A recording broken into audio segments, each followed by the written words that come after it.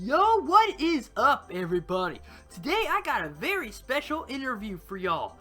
Today I am interviewing the legendary Mario Kart 64 speedrunner, Matthias Rustemeyer. Alright, let's get started. Why did you start speedrunning? I've always been an ambitious person as long as I can remember, in any sports or games where people compete against each other. So that's always my nature. And Mario Kart 64 was definitely one of my favorite childhood games when I was young. And I stopped casually playing, especially the Grand Prix mode, with other friends from primary school for several years. Had lots of fun with them, but then had a break from this game. And years later I went through some old games again where I had great memories when I was about age of 17, and Mario Kart 64 was one of them I went through again. And then a friend of mine showed me some YouTube videos of crazy shortcuts I didn't know about, and he also discovered the players page MarioKart64.com, where all the players are ranked, and showed it to me, and yeah, I was quite amazed by it. Also by the big community around this game, and especially the competitive aspect of time trials. That's really what got me into it again. What games are you currently speedrunning, and what games do you plan on speedrunning in the future? I only seriously speedrun Mario Kart 64.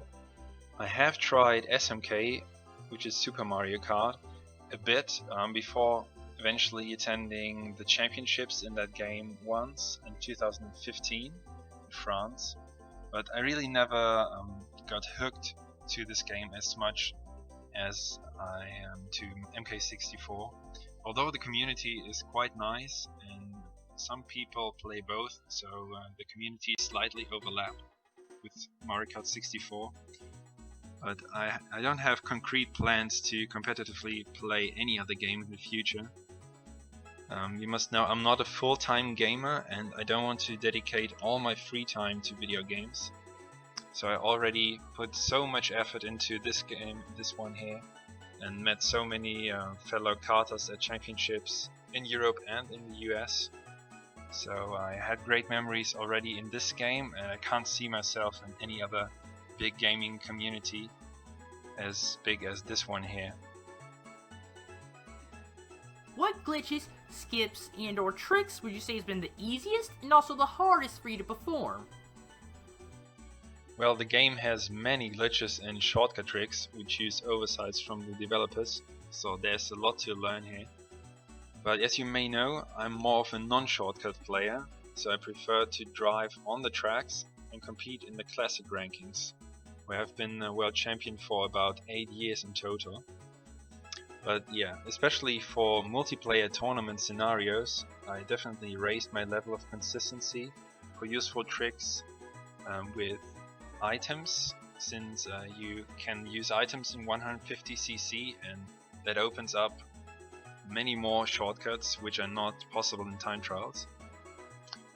But speaking about the beginner shortcuts, the easy ones to start with in time trials, in my opinion they are the lap skips on Frapp Snowland, the first wall jump on Wario Stadium, the first ramp warp on Royal Raceway, and the regular fence jump on Rainbow Road. These are quite easy to learn, and I definitely knew the Wario Stadium one before discovering some on videos. And the Rainbow Road one is also quite common for casual players. The most difficult ones for me personally are the mile style shortcut on Luigi Raceway after the tunnel, the old left side hill jump on Frapp Snowland Fast Lap, the old tunnel warp start jump on Choco Mountain, and the fast spiral jump version without using the brakes on Rainbow Road. I have to say I mastered that one after a long time. In fact, after a little meet with former shortcut champ BAJ and Zoran, also a top player, especially in shortcuts. They showed me how to do it, and I was able to get a world record after that little meet, so thanks to them. but it's also definitely very hard to perform consistently. Yeah, so in general I can say about myself that I'm not a shortcut specialist in time trials. I've been ranked just outside the top 10 for years, and I never really tried some of the shortcuts, including the Weather Tanker on Choco Mountain and the recently discovered lap skips on Luigi Raceway in Toad's Turnpike, which are Japanese 1.0 exclusive shortcuts, only doable on this special version of the game. Neither have I tried the Kalimari Desert fence clip, which became quite famous at the end of last year. And also I've never tried the Mario Raceway and Bowser's Castle corner jumps seriously, the latter one being very recently discovered. So there's always more to come in shortcuts here, because this game is quite broken and allows so many abuses. Another point is some other shortcuts that were found last year or at the beginning of this year were really fun to play for me shortly, and also to hit it and get it once without world record ambition, so just for fun. In particular, Toad's Turnpike on the PAL version of the game, when this shortcut was discovered and strats were developed, I definitely enjoyed that one when more driving was involved, and got a world record along the way before people beat it again and the strat was improved and shifted over to the Japanese version. Also the Sherbetland cave skip on the very first day after discovery, before it was turned into a complete lap skip without any driving. I had fun to play that one as long as there was a bit of driving involved. And last but not least, the Rainbow Road lap skip with the heavyweights Wario and Bowser. I really enjoyed playing these ones because it's not common to move from the lightweights to other characters. Normally you have no chance in time trials then to compete. So that was much fun to play, but also a bit sad for myself because I was holding the world record on the shortcut fast lap with the iconic spiral jump, and that got lost forever then, despite having fun with a new shortcut. What achievements from other Mario Kart 64 speedrunners shock you? On the negative side, definitely Dan's unhoarding of world records. He secretly collected over 15 months to beat me and become number 1 last year in June 2020. But I would like to rather focus on the positive side. So things and achievements which amazed me, which shocked me in a positive way, were TJL's Moo Farm world record back in 2010. So Thomas from Norway back then got a world record, his first one, while he was still outside the top 40 of the non-shortcut rankings. So that was a very rare occasion and a great achievement from him. He also improved it further and became a course specialist to hold this one world record for many years, and he stopped at a very famous 2782, which stood for 5 years, I think, from 2013 to 18. So that's definitely one I remember. Also VAJ's masterclass at hitting certain shortcuts. One memory which I will never forget is his consistency on the spiral jump on Rainbow Road.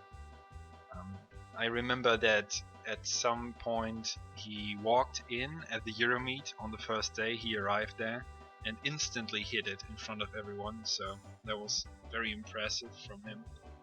I also like him. He's a great guy with a unique personality and he gave so much to the community. So he just deserved all the great memories I have and all the achievements he did. Another one I remember is William Lacey's dominance on Donkey Kong's Jungle Parkway 3 lap.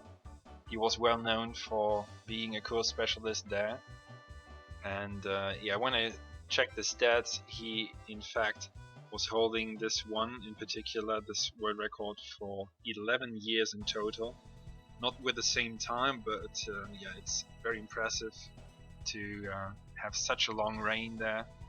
And he improved this time several times along the way and made it stronger and stronger. So he was known for being the #1 on that track for over a decade. I think that's quite the achievement.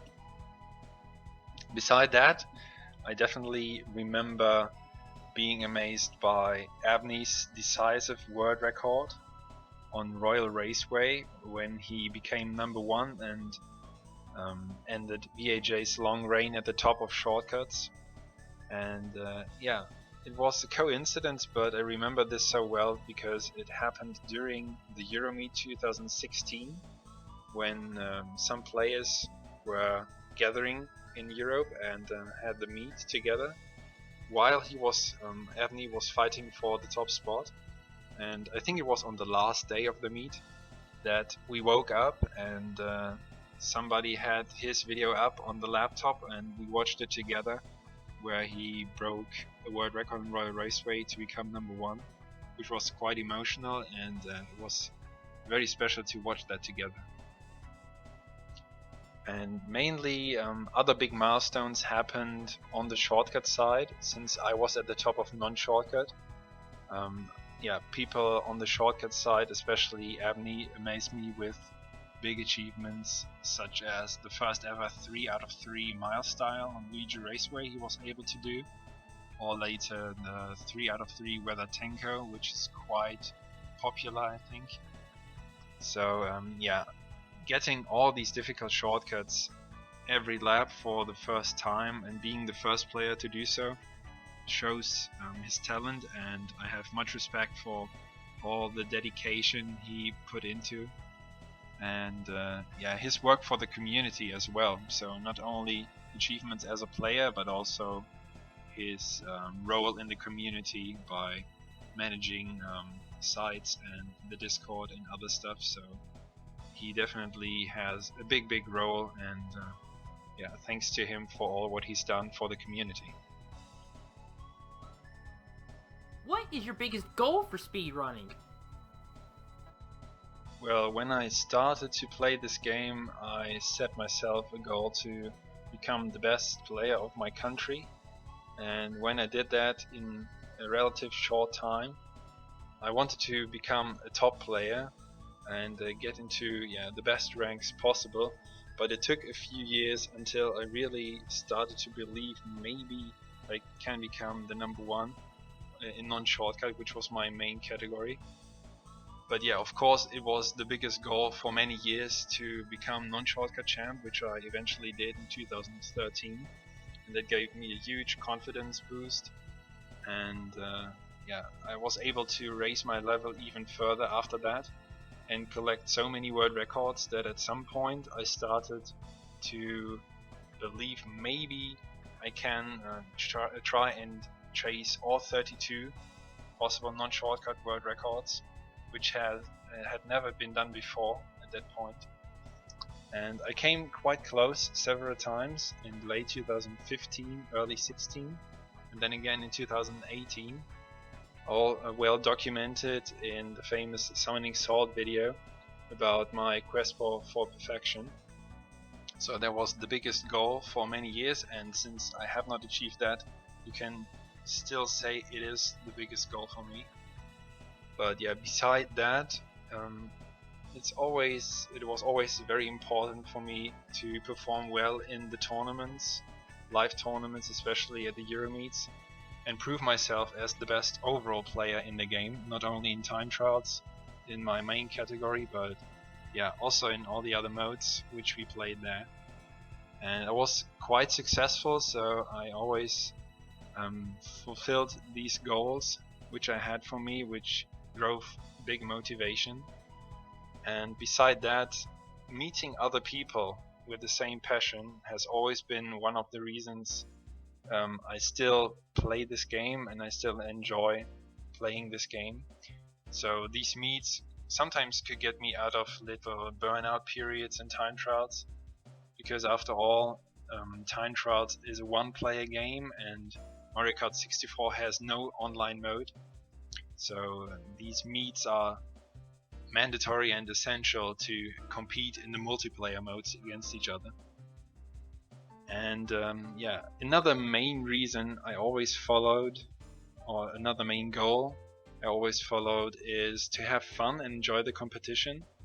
That's the main reason I still play this game, because I could find fun in the community. And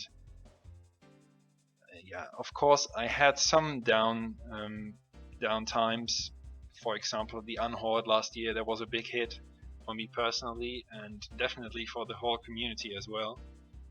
But hopefully I will meet some fellow players soon again at a future meet, because I always enjoyed them, and even some friendships have been made over the years during these gatherings, so it has been very important for me. Also, streaming my sessions, my gameplay, and commentating it after a few years has become a routine for me over the years, I can say. Especially now being a Twitch partner with a significant audience. By now it's much more fun, and interactions with supportive people in chat, they are quite enjoyable and bring some variety to the repetitive nature of speedrunning. So I can't really imagine not sharing my sessions and my efforts anymore. It has been part of the routine and of the whole experience in the community, and brought it to another level, I can say. Alright, that is the interview. Thank you so very much, Matthias, for allowing me to interview you. It was such a really huge honor to interview a very talented and also like one of the most popular Mario Kart 64 speedrunners of all time. Man, it was just incredible to have you on the channel. Thank you so very much. That is the video, everybody. I'll leave Matthias's YouTube and Twitch in the description down below. Alright, I'll see you guys in the next video. Goodbye, everyone.